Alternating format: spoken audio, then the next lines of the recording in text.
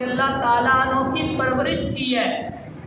جی ہاں، حضرت حسین پاک رضی اللہ تعالیٰ عنہ کی جنہوں نے پرورش کی ہے، حضرت ابو الفضل جن کا نام ہے، ام فضل جن کا نام ہے، ابو الفضل بھی انہیں کہا جاتا ہے، حضرت عباس رضی اللہ تعالیٰ عنہ کی بیوی، اور حضرت عباس نبی پاک صلی اللہ علیہ وسلم کے وہ چاچا ہیں جنہوں نے اوائل میں اسلام قبول کر لیا اور نبی پاک صلی اللہ علیہ وسلم کے ساتھ کھڑے ہوئے۔ وہ اس واقعے کی راوی ہیں، لکھتی ہیں کہ جب حسین پاک کو میری جھولی میں، بلکہ کہتی ہیں کہ میں نے خواب دیکھا میری جھولی میں ایک جسم کا کٹا ہوا ٹکڑا آیا ہے۔ میں نے نبی پاک صلی اللہ علیہ وسلم کی بارگاہ میں خواب کا قصہ عرض کیا۔ حضور علیہ السلام نے فرمایا، اے ام فضل، آپ کو ایک ایسا لخت جگر عطا کیا جائے گا، آپ اس کی پرورش کریں گی کہ جو دین کی خاطر اپنا سب کچھ ہوگا۔ کچھ وقت گزرا تو حضرت ام فضل فرماتی ہیں کہ مجھے حسین پاک میری جھولی میں لا کے تو مجھے رسول کائنات صلی اللہ علیہ وسلم کی وہ بات یاد آئی تو میں نے وہ بات دہرائی۔ جب وہ بات دہرائی تو نبی پاک صلی اللہ علیہ وسلم نے فرمایا کہ اس کی پرورش پھولوں کی طرح کرنا، یہ بنی امیہ کے ہاتھوں قتل شہید ہوگا اور بڑی مظلومیت کے ساتھ شہید ہوگا۔ روایات کے اندر ملتا ہے نبی پاک صلی اللہ علیہ وسلم نے جناب امام حسین رضی اللہ تعالیٰ عنہ اور واقعہ کربلا اپنی ظاہری حیات میں لوگوں کو بتا دیا تھا کہ یوں یوں ماجرا، یوں یوں واقعہ ہوگا۔ بہرحال 12 یا 18 ہزار خط کوفہ کے لوگوں نے لکھے امام پاک کو کہ ہم یزید کی حکمرانی کو پسند نہیں کرتے، لہٰذا آپ تشریف لائیں۔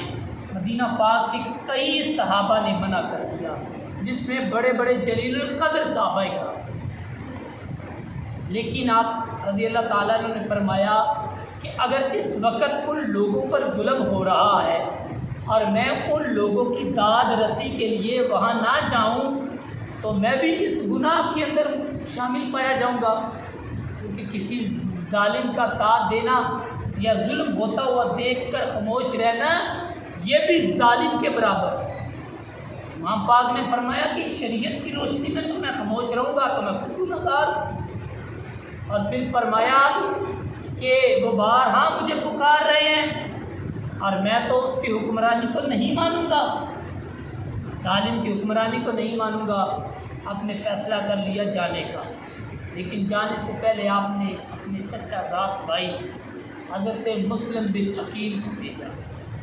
حضرت مسلم بن عقیل جب آپ پہنچے نا تو کوفہ کے اندر 12 سے 15 ہزار لوگوں نے آپ کے ہاتھ پر بیعت کی، آپ کے ہاتھ پر امام حسین رضی اللہ تعالیٰ عنہ کے نام کی بیعت کی اور کہا کہ ہمیں اس حکمرانی سے نجات دی جائے۔ اور پھر آپ نے امام پاک کو خط دیا کہ یہاں کے لوگ آپ کے منتظر ہیں اور آپ کی یہاں پہ حاجت ہے، آپ تشریف لائیں۔ ادھر اب لوگ قافلہ در قافلہ تیاری کر رہے ہیں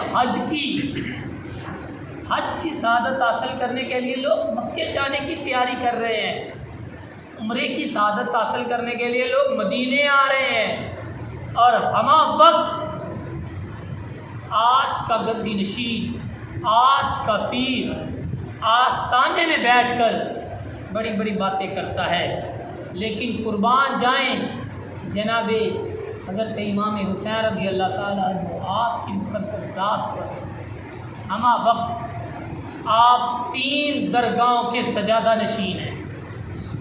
امام حسین رضی اللہ تعالیٰ عنہ 3 جگہوں کے گدی نشین ہیں۔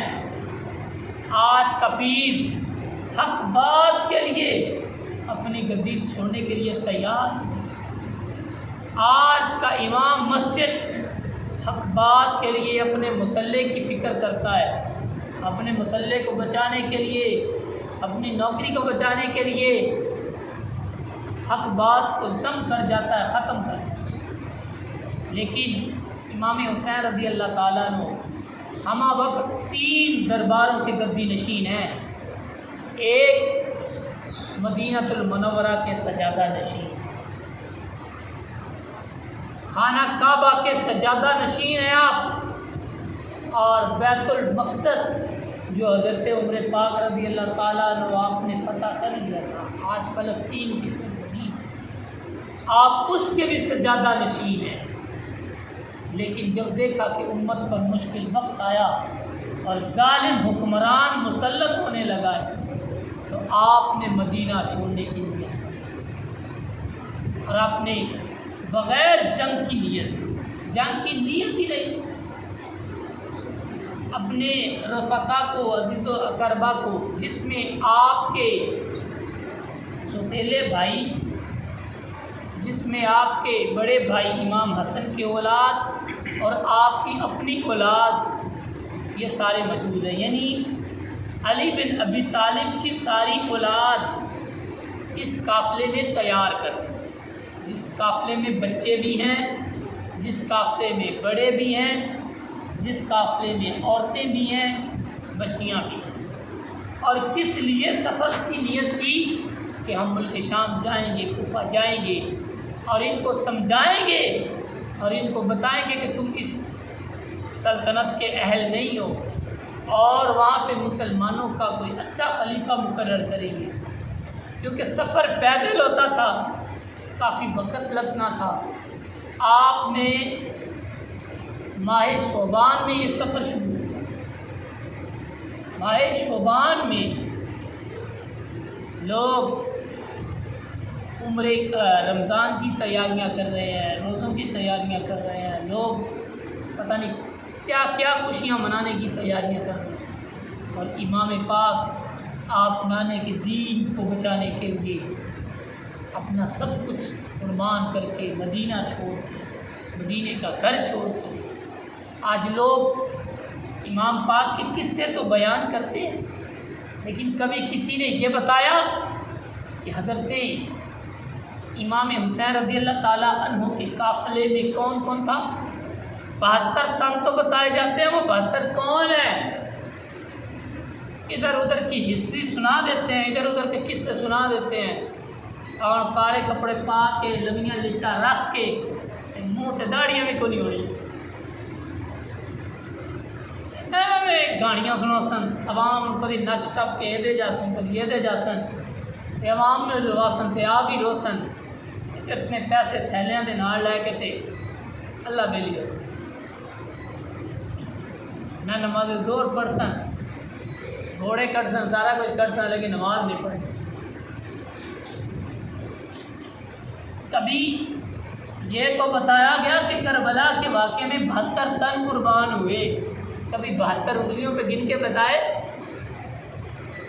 عباس علمدار کو بتا دیا، لیکن یہ بتایا کہ اس میں جناب ابو بکر بن علی بھی تھے، عثمان بن علی بھی تھے، عمر بن علی بھی تھے. نہیں بتایا گیا. جناب علی المرتضیٰ شیر خدا کرم اللہ تعالی وجہ الکریم کی ساری آل اولاد اس قافلے میں شامل تھی، ساری آل اولاد. آپ کے بیٹے وہ جو حضرت فاطمہ کے بطن سے پیدا ہوئے وہ بھی، اور جو آپ نے دیگر شادیاں کی تھی حضرت علی نے، وہ اولاد بھی اس قافلے میں شامل. ہاں جی، حضرت زینب بھی اس قافلے میں شامل تھی، اور حضرت زینب کے 2 بچے بھی اس میں شامل تھے. حضرت امام حسن کی اولاد بھی اس قافلے میں شامل تھی. جو امام قاسم کا نام لیا جاتا ہے یہ امام حسن کی اولاد ہے. اب سنیں اس میں کون کون؟ حضرت امام حسین رضی اللہ تعالیٰ عنہ کے ساتھ آپ کے 3 سے 4 بھائی اس قافلے میں اور بھی تھے. جی امام حسین نے برا پیو والو 3 برا اور بھی آن، لیکن ان کا نام نہیں بتایا. حضرت ابو بکر اللہ تعالیٰ عنہ کے دوسرے بیٹے تو دوسری اولاد ہیں حضرت فاطمہ کے علاوہ، جو دوسری آپ کی شادی تھی اس میں سے پیدا ہونے والے 3 بیٹے جن